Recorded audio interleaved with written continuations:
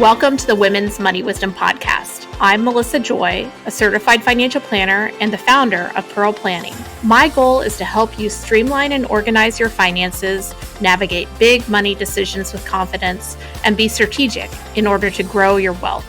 As a woman, you work hard for your money, and I'm here to help you make the most of it. Now, let's get into the show.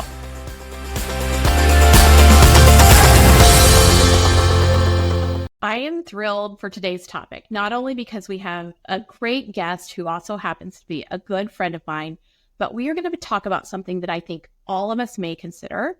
We're discussing fashion and what makes a good buying decision and how that interweaves into sustainability.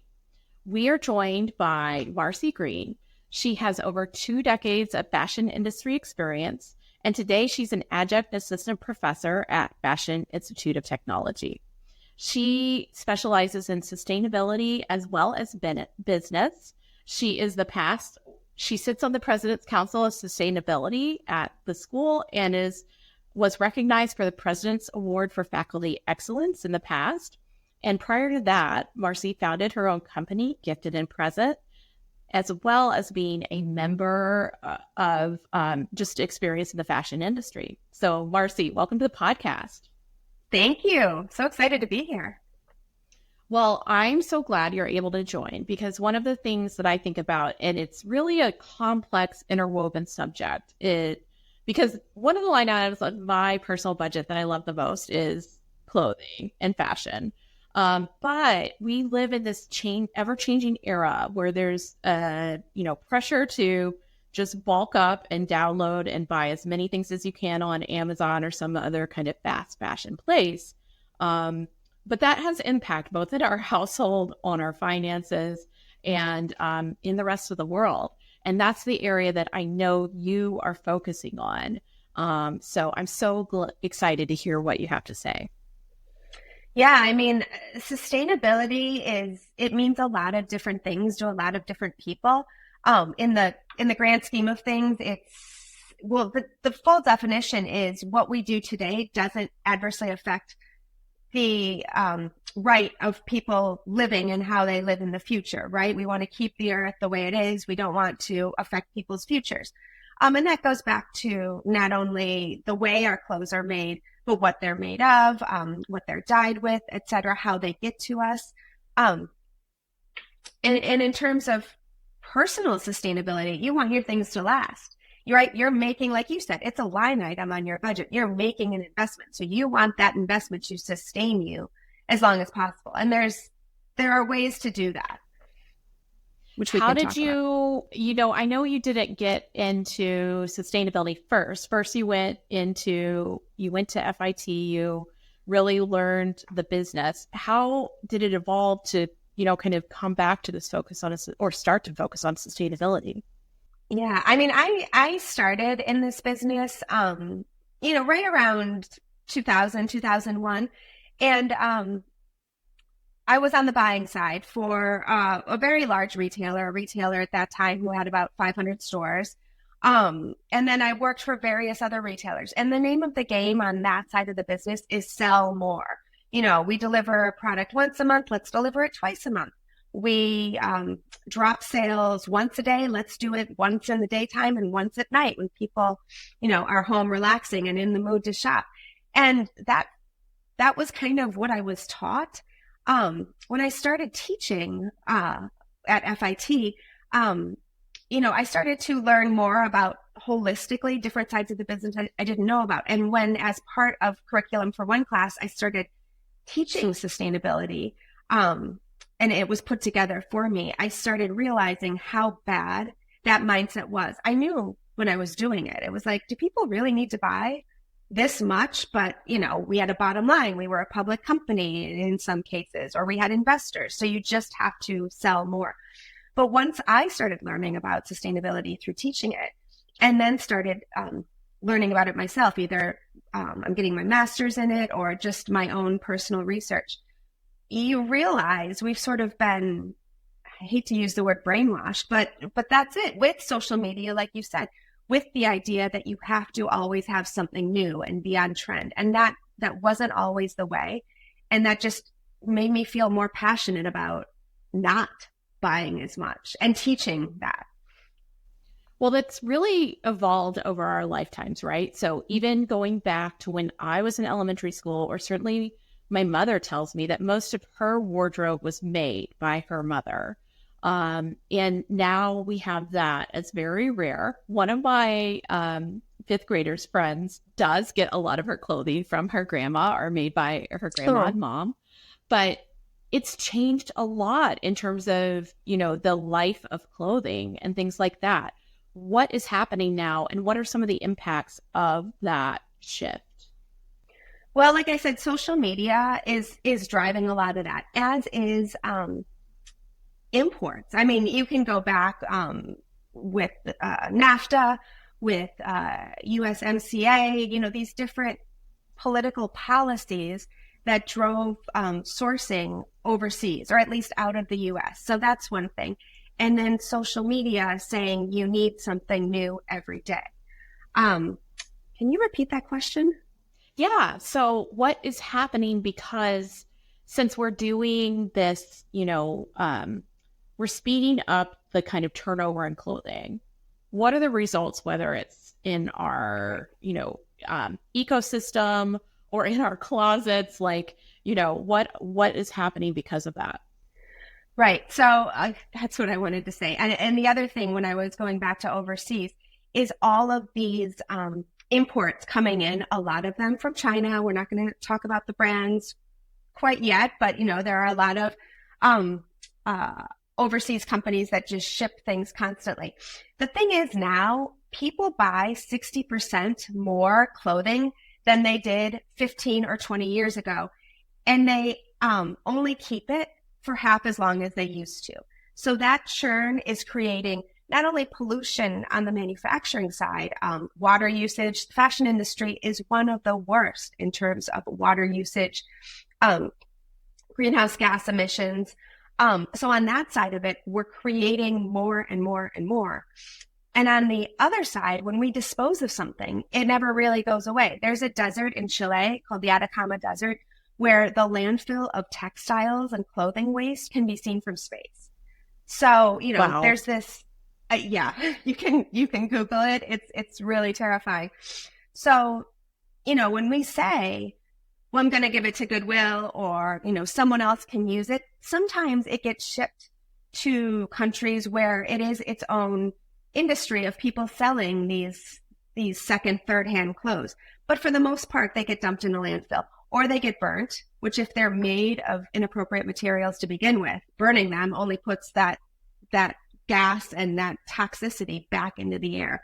So, buying more and this speeding up of the fashion culture is really detrimental on both the front end and the back end, and our middle end, our wallets and our budget. Yeah.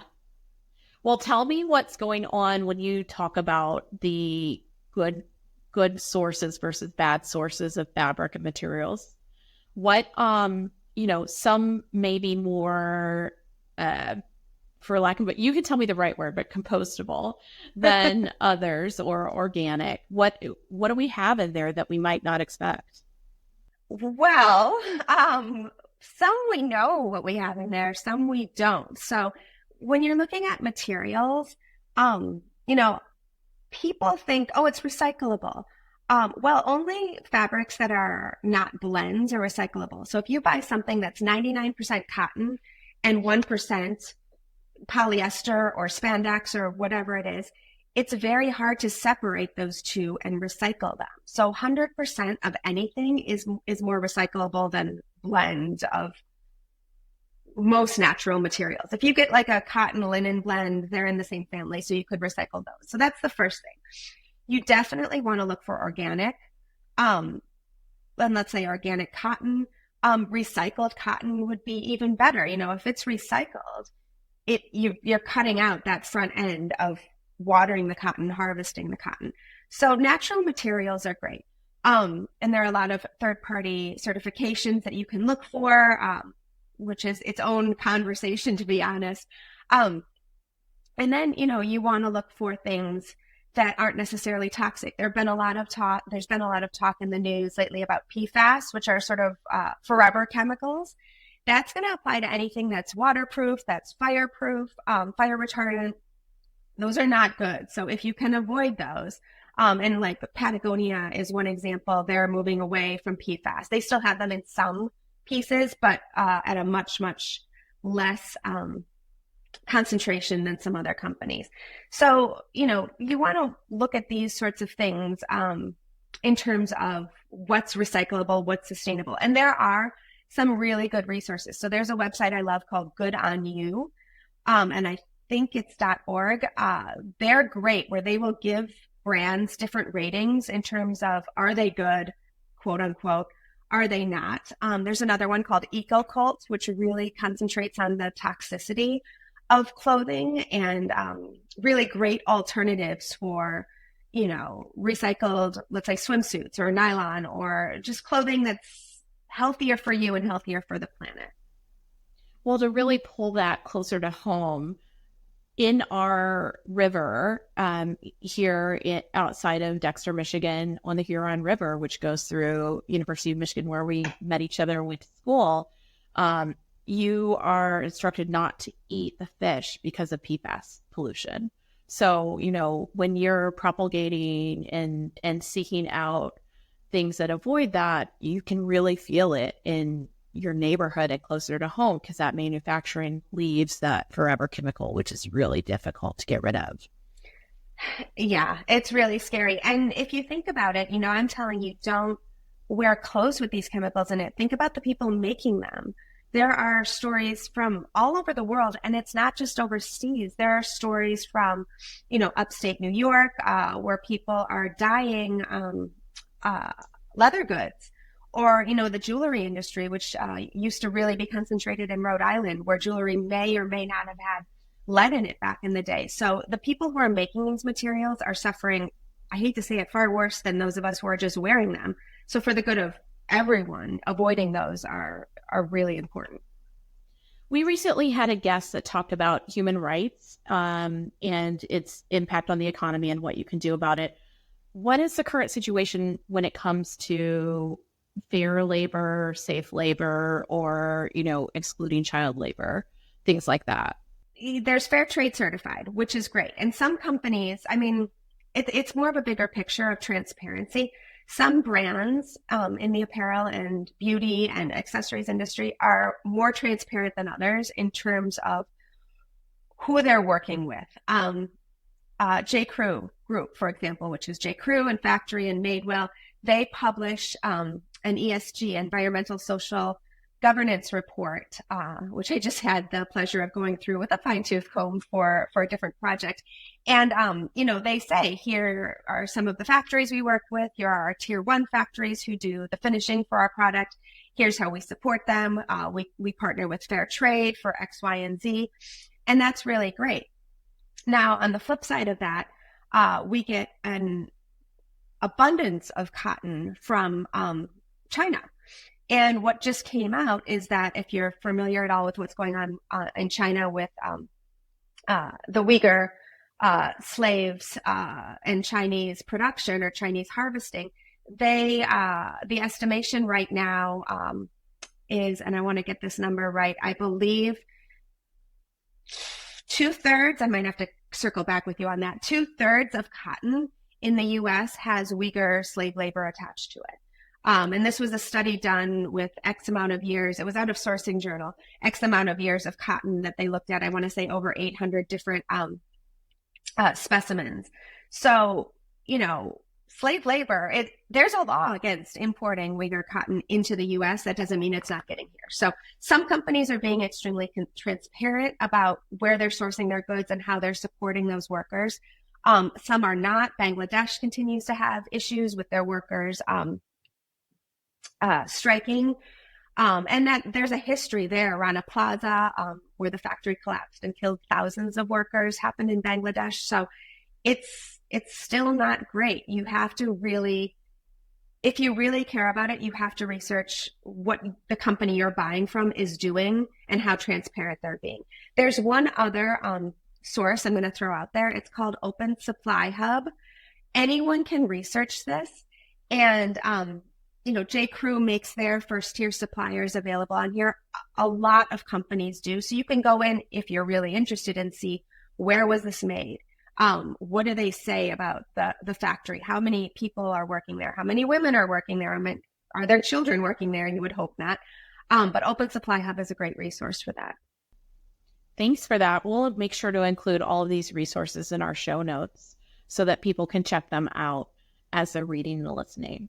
I think this is such a fascinating conversation because your decisions, can both influence outcomes in terms of, buying behavior, especially on mass, but also sometimes sustainability and, is a way to be conservative with your budget as well. Even if you happen to spend more money per piece, it may result in better finances as well. So talk to us about both what a consumer can do when making choices about fashion to either help sustainability, but also I think so many of your ideas incorporate, kind of better results or outcomes at home, in your closet, and in your wallet as well. Yeah, I think the number one thing we have to start doing more of is treating our possessions, but treating our fashion, our apparel, our accessories as valuable. And that doesn't mean they were luxury items that cost thousands of dollars, but they're an investment. Like I said, you've already spent money on them. So make it work for you. And I think what people can do is shop smarter, right? Shop with more intention. Keep your clothes for longer. And when you're ready to get rid of them, get that investment back. So when you're shopping, look for quality. And that doesn't mean, like I said, luxury. I have pieces from H&M and Zara who are actually doing more for the environment than you would think from those types of brands, or more transparent about it in some cases. But I have pieces from them that are 10, 15, 20 years old because the stitching was good to begin with. The buttons were sewn on correctly. You want to look at the trims and make sure there aren't any threads hanging out when you buy something. You want to make sure the fabric is thick enough where it's not going to get a hole in it very easily. Let me think here. You want to get quality materials. Obviously. How do you see, if I'm not educated in fashion, technically, how do I see good stitching? Well, first of all, if you have a thread, I go in stores and before I've even tried something on, I see a thread hanging off of a button, or you can tell the button is loose. So that's going to come apart earlier than you want it to. If you look at the stitching on the seams and it's relatively tight, like small stitches, that's great. Bigger stitches, I have a pair of pants with really long stitches, and every time I put them on, it's got quite a big cuff. My foot almost goes through the stitches, which means I'm going to rip it and I'm either going to not want to wear it or I'm going to need to pay to get it fixed, which is better than throwing it out. So, tight stitches that aren't loose, smaller stitches, no threads. And then, treating your clothing really well after you buy it. This might be controversial, but you don't have to wash your clothes necessarily every time you wear them. Some denim aficionados say you should never wash your denim. Now, I still wash my jeans, but wash things on how frequently of a wash are you giving your jeans? Wow, that's a really personal question. Sorry. If you're not comfortable answering, I understand. Maybe once a month. Okay. So every 3 to 4 wears instead of every wear. Or something like that. More than that. I would say every 6 to 8 wears. Okay. Yeah. But my husband wears denim that is Japanese denim, which is not what most people wear. It's a very, very hardy, back to the source denim. And I don't think he ever washes them. And that's what they recommend because they're made to sustain that. But that's not what I wear. If you're buying your denim from the Gap or Made well, you can definitely wash it as long as you don't fall in a mud puddle or spill something on it. Obviously, then we wash it right away. The kids might be washing more often, but oh no, they look at a piece of clothing and throw it in the hamper, and I have to try to teach them not that often. But when you do wash things, wash them on cold. line Okay. dry them. We line dry most of our clothes, which saves energy and also keeps the garment from shrinking, keeps in some cases keeps it from pilling, keeps it the color fastness there. So it keeps it from aging. So if you have space to get a drying rack, I would highly recommend that. And avoid dry cleaning, both for the wear and the clothes and the toxicity of it. What are situations where you do have to dry clean? Like what clothes? I know there's more clothes that are washable than you think based on the tag sometimes, but I mean, something with a lining, you Mhm. probably have to dry clean. So suiting, um, cashmere and those types of fabrics, you can hand wash. You can delicate wash in cold. I mean, don't get heat anywhere near it. I learned that the hard way at one point. But I think things with linings, and you can tell things with sequins, maybe. Mhm. Um, Now, sequins are not sustainable if you're looking at it from that perspective, so you wouldn't even own it. But I do have a few things that are many, many, many years old with sequins. But I wouldn't suggest you put those in the washer or even hand wash them. Makes sense. Yeah. Now, we have one of our colleagues plus clients who resell. And what would you say about either using resale sites and or vintage clothing? Oh, they're amazing. Absolutely amazing. And it's funny because, we are of one generation. My students are Gen X. And when I say, where do you shop? 99% shop vintage. I mean, that is where it's at. Now, keep in mind, they're fashion students and they're very creative and they want to be stylists and industry professionals. So they're a different breed. But buying vintage or buying from resale sites like Vestiaire Collective or The Real Real or Poshmark um, tend to give you more longevity than buying something new. And I'll give you an example. Vestiaire Collective came out with a study earlier this year, I believe, where they looked at the price per wear of clothing bought from their site versus fast fashion bought new. And clothing bought from their site, now keep in mind it's a luxury vintage site, so the clothing is probably made better to begin with. The cost per wear was 3 to 4 times less than the same type of clothing fast fashion. For example, if you bought a Burberry trench coat from Vestiaire, this is one of their examples.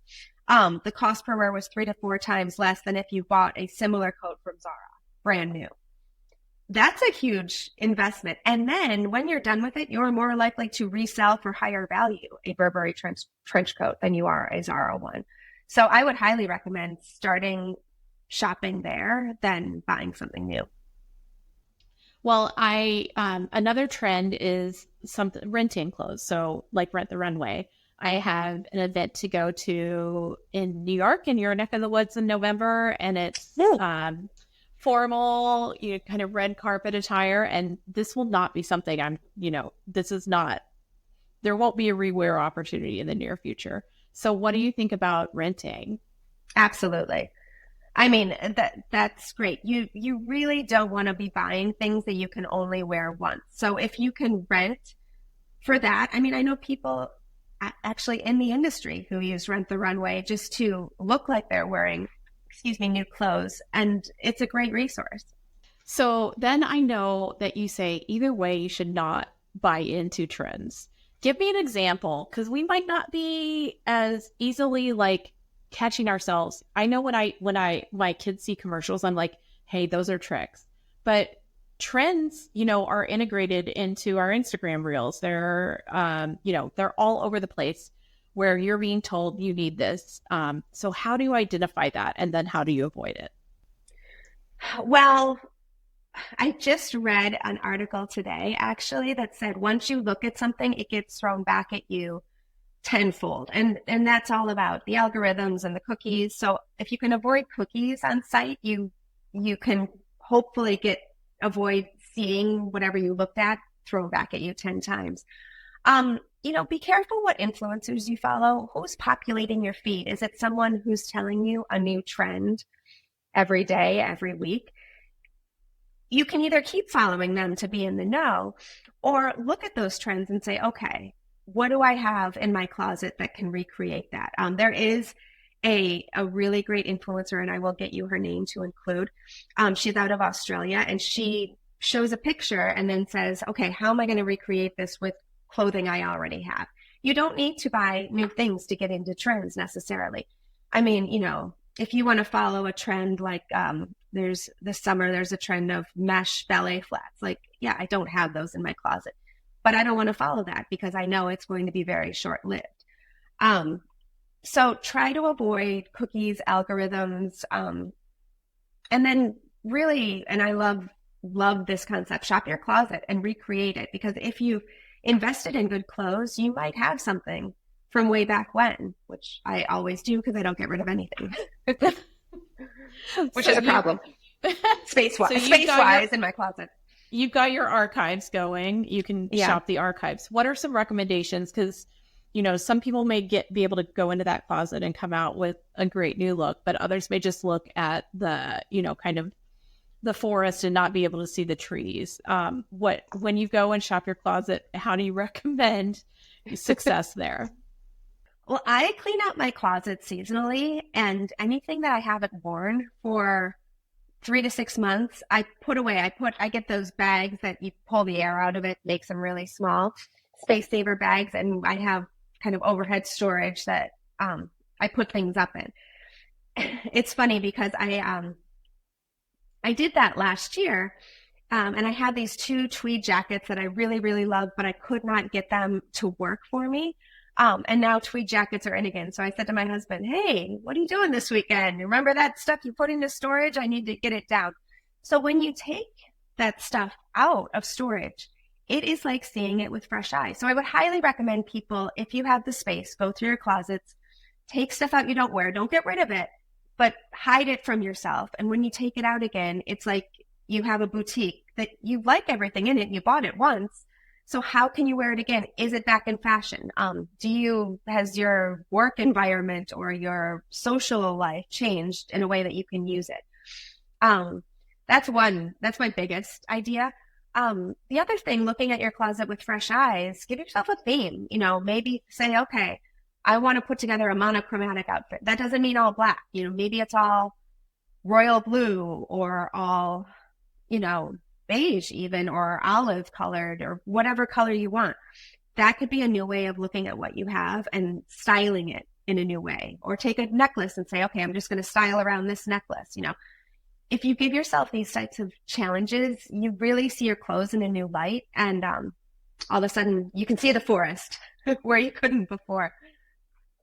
I love that so much. That's perfect. And I do think, actually one of the better trends of the kind of social media algorithms is showing that examples of styling, because that can both make you look more pulled together or professional, as well as also, just reuse things in a different way. So what are some of yours? And I know you have a background, you spent time in the world of accessories and jewelry. What are some of your suggestions for how to, kind of keep things fresh and or just look better and pulled together?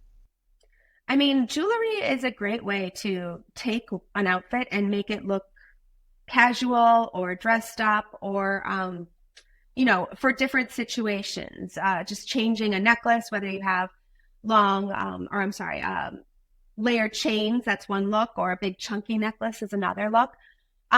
There's no reason not to have a uniform. So if you look at someone like Anna Wintour, who, if no one knows, is the editor-in-chief of Vogue magazine. She's also, I believe, creative director of Condé Nast. I mean, she's it.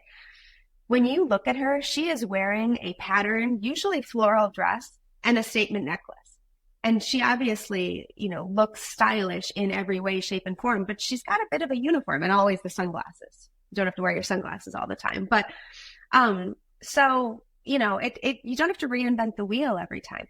Same goes with shoes, right? A great outfit, a dressed up outfit can look great with sneakers. It can look great with heels. It can look great with flats, and it changes the look. So accessories can really do the heavy lifting for you.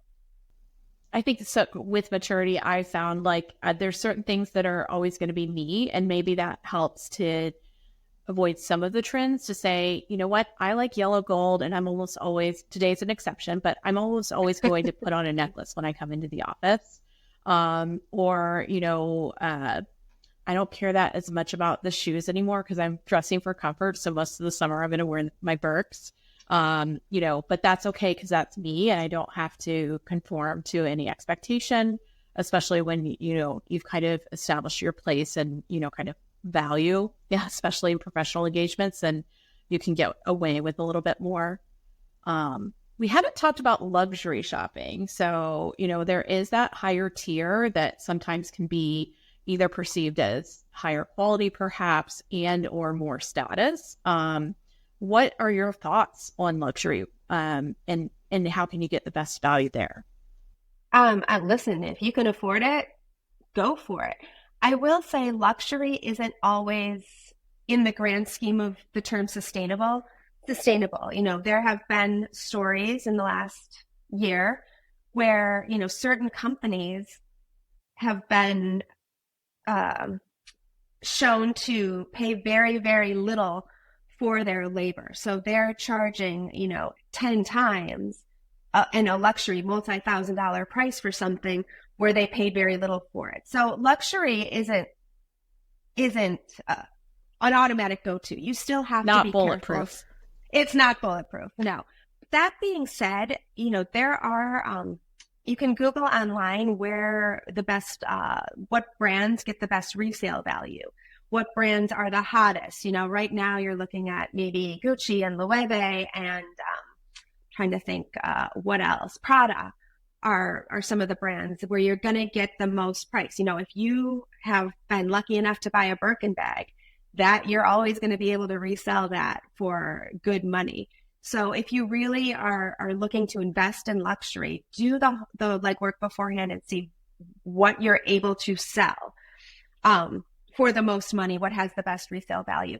But honestly, whatever the price point, if you buy it and you love it, that's luxury to you. I go back to this idea of I've bought things for not a lot of money and they are my absolute favorite pieces that I've worn for years and years and years. So whether you're spending thousands or hundreds or tens on something, make sure you love it. It's not worth it if it's luxury, if it's something you're not going to wear. Well, I love that. And I think that draws us to a great conclusion that quality doesn't necessarily equate to the price tag. Quality is, in many cases, something that is good, better for you in the world, but also going to be utilized and loved by you. So we all can probably assess or go through an audit past decisions. I know I would certainly be a victim of having opportunities to do better, to say with these past choices, and this is often something I tell people to do in their bank accounts as well, or their credit cards as well, like go through and see what you did recently and then assess which was good or which was better or worse. Were you making worse choices when you were flipping through Instagram late at night in those kind of mindless hours? Or was it the shopping trip to the mall? Things like that. So you can kind of see where your track record and batting average is better or worse. Yeah, that's great advice. Any other resources you think everybody has to know as we're kind of wrapping up? No other specific resources. I would say most brands, certainly most brands that you have heard of. So not these sort of one-offs that you might see on Instagram or TikTok where you've never heard of it before. But most well-known brands have a sustainability section on their website. Sometimes it's right in the top menu. Usually it's down at the bottom with like about us and contact us and sustainability initiatives. So if you really want to know where you're buying from, go in there. A lot of the bigger companies, a lot of the public companies publish annual reports that talk about their water usage, their emissions usage, where they do production, what they're doing to improve, if they've set any goals. So that's just a great resource. So you don't have to pivot away from your favorite brand, but research it. See what they're telling you. If they're not telling you anything, then you might want to look elsewhere, because if they're not being transparent, they probably maybe have something to hide. Well, I love this conversation. I know we have some opportunity, hopefully, to do some follow up someday because I really feel like you're bringing both the information, but also you're a consumer yourself. So you're telling us, how to think both as a professional and personally. And I love that for our discussion. Yeah. Marcie, thanks so much for joining us. Oh, thank you. Thank you go so ahead. much. Oh, I was just going to say it's not easy. I'm not perfect either. And I think, don't look at me and say, oh, she always researches and she never shops new. Listen, any little improvement you can make helps. And it's all about improving, not being perfect. Love it. That's the way we feel about so many money decisions. Is it's not about judgment. It's about getting better over time and also identifying opportunities, telling yourself where you're doing well, which everybody may have a little different area of strength in terms of this conversation, and then setting some intention for how you might want to make adjustments. Well, Absolutely. Have a great day, and thanks so much for joining us.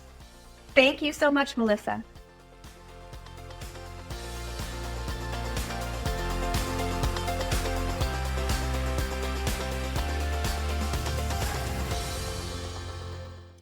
Thank you for listening to the Women's Money Wisdom Podcast. If you found value in this episode, the best way you can support the podcast is to forward an episode to a friend or leave a review.